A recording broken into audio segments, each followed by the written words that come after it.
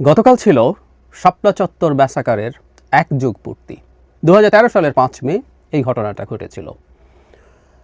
গতকাল যতটা আলোচনা হবার কথা ছিল আমি ধারণা করি সেই অর্থে অতটা আলোচনা হয়নি।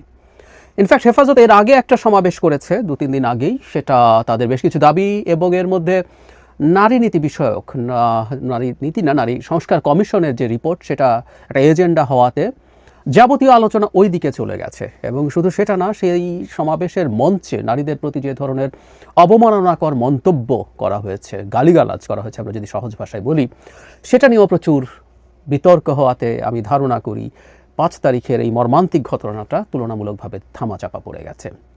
আমি দেখলাম হেফাজত ওই ব্যাপারে দুঃখ প্রকাশ করেছে। খুবই অবাক লাগে। মঞ্চে এটার প্রতিবাদ হওয়া উচিত ছিল। যখন কেউ কেউ মঞ্চে এ ধরনের শব্দ ব্যবহার করছিলেন, হেফাজতের যারা সিনিয়র ছিলেন তারা সেখানেই এটার প্রতিবাদ করা উচিত ছিল, বা খুব অল্প সময় পরই। এটা যখন প্রচুর শোরগোল হলো, প্রচুর কথাবার্তা হলো, তখন তারা এই কাজটা করলেন। তারপরও তারা করেছেন, এটুকুকে আমরা সাধুবাদ জানাই। এসব করে আসলে দিনের শেষে মানুষের সহানুভূতি নষ্ট হয়। আরেকটা কথা খুব জরুরি, মানে অপরাধ সবার জন্যই অপরাধ, কিন্তু যখন যারা ইসলামের কথা বলেন, যারা ধর্মগুরুরা আছেন, যারা নানান ইস্যুতে হেফাজতে ইসলাম বলছেন, তারা ইসলামের অনেক কিছুর ব্যাপারে তারা সে ভ্যানগার্ডের ভূমিকা নেন বলে দাবি করেন, তাদের দিক থেকে এসব হওয়া একেবারেই অনুচিত। তাদের কাছে এক্সপেকটেশন আমাদের বেশি থাকবে, উনি আর জাস্ট একজন আমজনতা নন।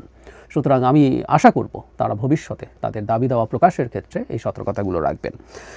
যাই হোক, আমরা ৫ মের ঘটনা নিয়ে কয়েকটা কথা, এবং তার আগে এটাও হয়তো একটু শুরুতে বলে রাখি যে শেষ অংশে আমরা এটাও বোঝার চেষ্টা করব, আজকে আমরা ১ যুগ পরে যদি দেখি ওই ৫ মের মহাসমাবেশ এবং যে ম্যাসাকার হয়েছে, যে ক্র্যাকডাউন হয়েছে, সেটা আদতে কার পারপাস সার্ভ করেছে, এবং সেটার সূত্রে আমরা বলবো এই ধরনের সমাবেশ নিয়ে কতটুকু সতর্কতা আমাদের রাখা দরকার। যারা এই সংগঠনে আছেন, যারা এই সংগঠনের সাথে যুক্ত, সেটা একটু দেখা দরকার আছে।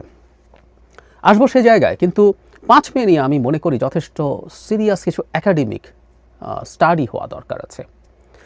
এই যে একটা সমাবেশ হলো, এই সমাবেশে আমরা জানি যে কওমি মাদ্রাসা ভিত্তিক সংগঠনগুলোর এক ধরনের নিয়ন্ত্রণ আছে তাদের মাদ্রাসার উপরে। অনেকগুলোই আবাসিক মাদ্রাসা, যারা এখানে এসেছিলেন, যারা এখানে অ্যাক্টিভলি পার্টিসিপেট করেছেন, আমি এদের কথা সবসময় বলি। বলাও হয় যে ইভেন একটা যুদ্ধেও যে মানুষটা সত্যিকার অর্থে অস্ত্র হাতে দাঁড়িয়েছে, বা আমাদের এই যে গণঅভ্যুত্থানের আলাপ আমরা করি, সেখানেও যে মানুষটা পথে দাঁড়িয়েছে, বিভিন্ন জায়গায় দাঁড়িয়েছে, তিনি আসলে ঠিক কী মনে করেছেন, কেন দাঁড়িয়েছেন, এটা বোঝা জরুরি। আমাদের উপর থেকে চাপিয়ে দেয়া ন্যারেটিভের এক ধরনের টেন্ডেন্সি আছে। সুতরাং হেফাজতে ইসলাম তারা কি দাবি জানিয়েছিল আমরা জানি, কিন্তু যারা পার্টিসিপেট করেছিল তারা কেন এসেছিল,